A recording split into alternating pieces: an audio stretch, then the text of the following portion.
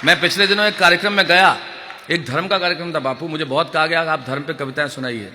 मैंने नहीं सुनाई साहब, मैंने नहीं, कोई दिक्कत नहीं, मैंने कतई नहीं सुनाई। इसलिए नहीं सुनाई कि मैंने सिर्फ एक वाक्य कहा कि मैं धर्म पर कविता इसलिए नहीं करता क्योंकि कविता मेरा धर्म है। तब सुनाता हूं।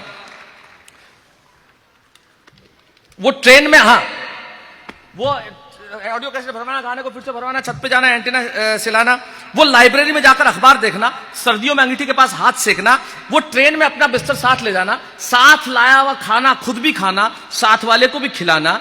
उस जमाने को याद कीजिए साहब, हम खाना लेके जाते थे, थोड़ी देर में पूरा एक डब्बा परिवार हो जाता था। आज जगह जगह लिखा था अनजान आदमी के हाथ से न खाएं, जहर हो सकता है।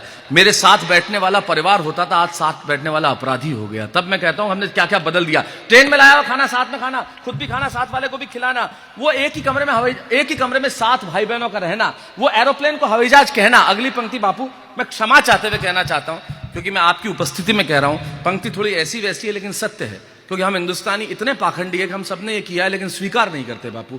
तब मैं कहना चाहता हूं, आपसे क्षमा मांगते हुए कहता हूं, आपकी उपस्थिति में कहना चाहता हूं, और कवि सम्मेलन में तो मैं क्षमा नहीं मांगता, सत्य है, लेकिन आपकी पावन उपस्थिति है इसलिए क्षमा चाहता हूं, क्योंकि पंक्ति थोड़ी ऐसी वैसी मतलब खराब नहीं है लेकिन सत्य है। सत्य खराब भी होता है, सत्य खराब ही होता है, और सत्य अक्सर खराब होता है।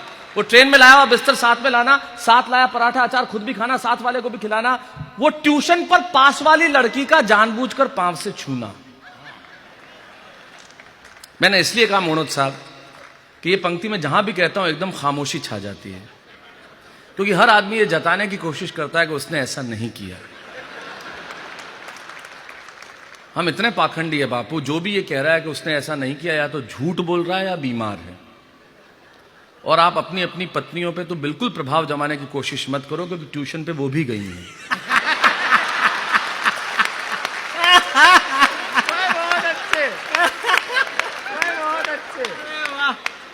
सत्य है ये।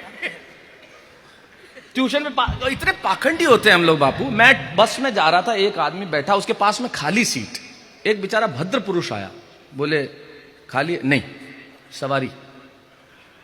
बेचारा चला गया। 2 मिनट बाद एक खूबसूरत सी महिला आई, शबीना जी, और उसने आके कहा सीट, हाँ। तुरंत वही पुरुष लौट के आया मोनोज साहब, बोले यही है आपकी सवारी? मेरी वाइफ है। क्या पाखंड है। मैंने ही कहा था चला जा साला, सीट दे देगा। ये पाखंड है हमारा। वो ट्यूशन पे पास वाली लड़की का जानबूझकर पांव से छूना, वो अपनी साइकिल उसकी खूबसूरत लूना, अपनी साइकिल उसकी खूबसूरत लूना। मैं यकीन मानिए मेरा पहला वाहन मैंने लूना लिया था। आज मैं चाहे मर्सिडीज चलाता हूं चाहे ऑडी चलाता हूं, सत्य कहता हूं साहब, मैं उसके अंदर बैठ के भी लूना ही चलाता हूं। मैं वहां से बाहर आ ही नहीं पाया। वो अपनी साइकिल उसकी खूबसूरत लूना, वो रोज मंदिर जाती है, इस चक्कर में अचानक आस्तिक हो जाना। वाह वाह वाह। वो रोज मंदिर जाती है, इस चक्कर में अचानक आस्तिक हो जाना। वो हर चीज खरीद के पहले स्वास्तिक बनाना। वो शादियों में जाने पर वो बिना किसी सामान के घर घर खेलना। वो शादियों में जाने पर 5-5 कोल्ड ड्रिंक उंडेलना। वहीं मिलता था शादियों में, जहां कोल्ड ड्रिंक की टेबल वहां अपन ये देना। 2 के बाद जब वो आंख दिखाता था, वो मंगा रहा है। मोहल्ले में कौन सा कोल्ड ड्रिंक, कोका कोला, फेंटा, आज के बच्चों को नसीब है, हमारे तो पूरे मोहल्ले में आई लव यू रसना। 1 बाल्टी पानी, 1 पैकेट रसना, 1.5 किलो शक्कर, पूरा मोहल्ला साफ। और हमारे मोहल्ले में तो इतना ऑरेंज रसना पिलाया गया है मुझे कि मेरी जबान भगवा हो गई है। लोग कहने लगे इसका जबान सांप्रदायिक है। वाह वाह वाह वाह वाह। राजनीति इस तरह से भी बात की जा सकती है, कुछ और करने की आवश्यकता नहीं है। बहुत अच्छे, क्या बात है। वो शादियों में जाने पर 5-5 कोल्ड ड्रिंक उड़ेलना, वो रात में दादाजी के पांव दबाना। और अगली पंक्ति मैंने की है, मुझे नहीं मालूम, मैं मुंबई में रहता हूं, आप लोग भी अपने अपने शहर में रहते हैं, मैं गांव में पला बढ़ा, इसलिए अगली पंक्ति का सुख मुझे पता है वो क्या होता है। सुरेंद्र दुबे जी तुमने भी किया होगा, तुम भी गांव में रहे हो।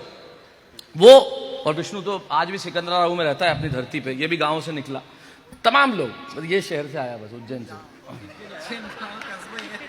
नहीं, वो तो हमारा सबसे प्राचीन शहर है, इसलिए वो रात को दादाजी के पांव दबाना, आधी रात को उठकर भौंकते हुए कुत्तों को भगाना। शादरा में। ये मैंने बहुत किया बापू। घर वालों ने मुझे इसी काम के लिए रखा गया था। मतलब मैं उन्हें कुत्ते बोलते तभी याद आता था। कुत्ते बोले बबलू, बबलू समझ जाता था कि अगली भूमिका के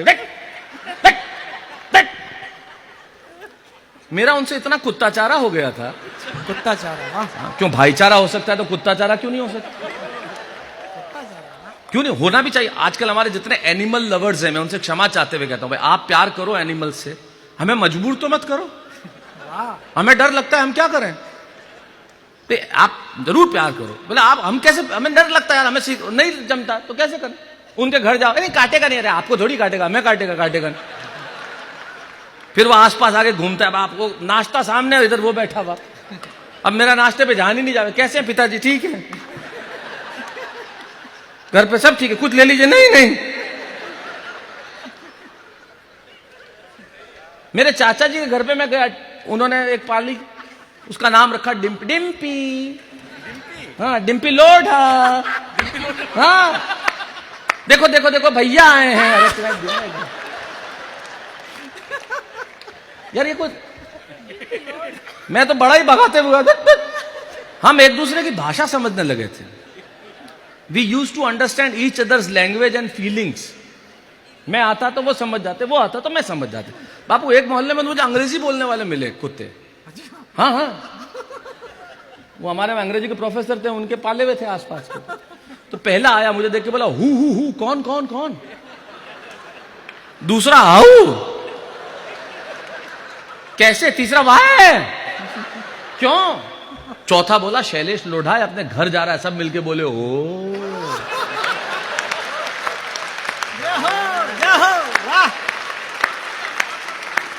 वो रात को दादाजी के पांव दबाना। अब समझ में आया पैसे क्यों लेता हूं? पैसे लेते हैं। वो आधी रात को उठकर भौंकते हुए कुत्तों को भगाना, वो दिवाली पे पटाखे चलाना, बहन से लड़ना, चोटी खींचना, भैया तंग करता है कहकर के रोना, फिर भी स्नेह का धागा नहीं खोना। जिंदगी में होता क्या था वो कॉमर्स और वो मम्मी का सर्दियों में स्वेटर बुनना। आजकल की मेरे पास बहुत, मैं गर्व से कहता हूं साहब, मेरी माँ 1988 से विकलांग है। 1988 उनका एक्सीडेंट हुआ और बहुत सारे उनके, वो आज भी बैसाखियों पे है। आज तक 2017, मैं कहता हूं कि मेरे पिताजी ने अगर मुझे पीटा तो बहुत अच्छा किया, अगर उन्होंने वो नहीं किया होता तो मैं आज यहां नहीं होता। मेरी मां ने मुझे सर्दियों में हर दिन का 7 दिन के 7 स्वेटर होते थे, उनके हाथ से बुने हुए स्वेटर में मुझे कभी ठंड नहीं लगी। मुझे कभी ठंड में, आज भी होंगे शैलेश लोढ़ा कितने बड़े स्टार, कार्यक्रम खत्म हो, मैं दुनिया में कहीं भी हूं, मेरा पहला फोन उनको होता है। खत्म करने के बाद उनको, तो स्टेज से उतरने के बाद पहला फोन उनको होगा। इसलिए होगा कि मां को पता होना चाहिए कि बेटा कहां है। वो मम्मी का सर्दियों में स्वेटर बुनना, वो कॉमर्स और साइंस 2 ही सब्जेक्ट्स में से एक का चुनना फिक्स था। हमारे पिताजी के अपने नियम, व्यापार करना है कॉमर्स लो, नंबर अच्छे आए हैं साइंस लो, आर्ट्स तो गधे लेते हैं। खुद ही मैंने कहा आपके क्या सब्जेक्ट्स थे? 2 झापट पड़ी। मैं समझ गया उनके पास आर्ट्स थी।